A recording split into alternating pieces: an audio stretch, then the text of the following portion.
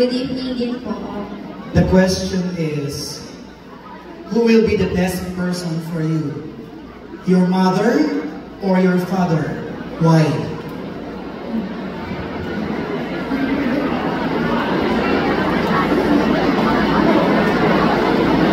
Thank you for that question. Para po sa akin is, wala po akong pipiliin kung sino po sa kanila ang isa po sa pinaka-the best. Dahil para po sa akin, dalawa po, sila po na aking magulang, aking mama at papa, ang pinaka-the best po sa buong mundo. At dahil po, sila po ang nagturo sa akin ng magandang asa sapagkat kaya po pinipili ko po ang sagot na silang dalawa po ang pinaka magandang bagay po na meron ako dito sa mundo. Yun lamang po at maraming salamat. Sagpangan, magandang gabi. Baka gusto mo munang batiin, just to loosen up, batiin mo yung mga supporters, your family and friends tonight. Good evening, everyone. I just want to take this opportunity to say thank you to the municipality of Aborlan, together with its committees and officials. Thank you for giving us the opportunities to show our talent, and also thank you to the organizer of Mutiana Aborlan 2025, TYC Production and Services. Thank you for your commitment and dedication to make this event possible and successful.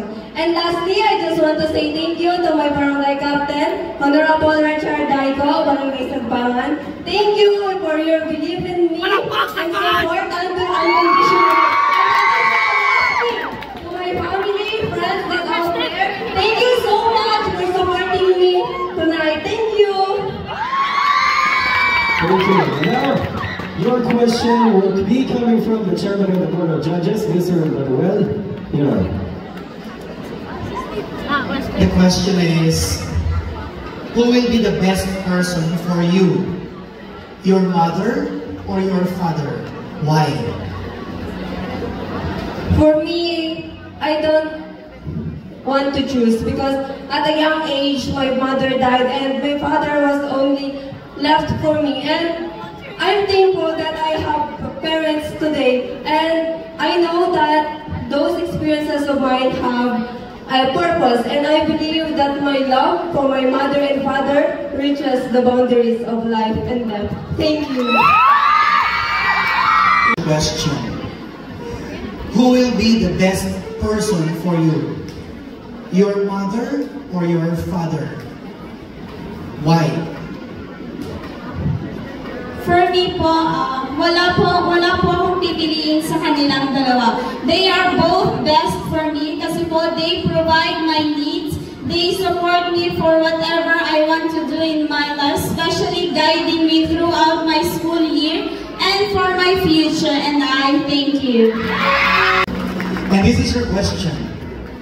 Who will be the best person for you? Your mother or your father? Why? Who will be the best person for you? Your mother or your father? Why? The best person would be my mother and father because they both raised me with pure love, with pure guidance. They didn't let me get out of their sight. Hindi nila ako pinabayaan na lumaki lang sa lansangan. Pinabayaan nila ako na lumaki ng ganito. Na may takot sa Diyos, may takot sa karma. Pinalaki nila ako ng buhay. Pinalaki nila ako maging mabuti sa mga kapwa-tao. Hindi nila ako hinayaan lumaki na maging masama. Nandyan sila palagi para supportahan ako. Nandyan sila palagi kapag kailangan ako. Nandyan sila kapag humihingi ako ng tulong, ng advice. Palagi sila nandyan. At ramdam na ramdam ko kanilang pagmamahal simulat sa pool hanggang ngayon. Mahal na mahal ko kayo.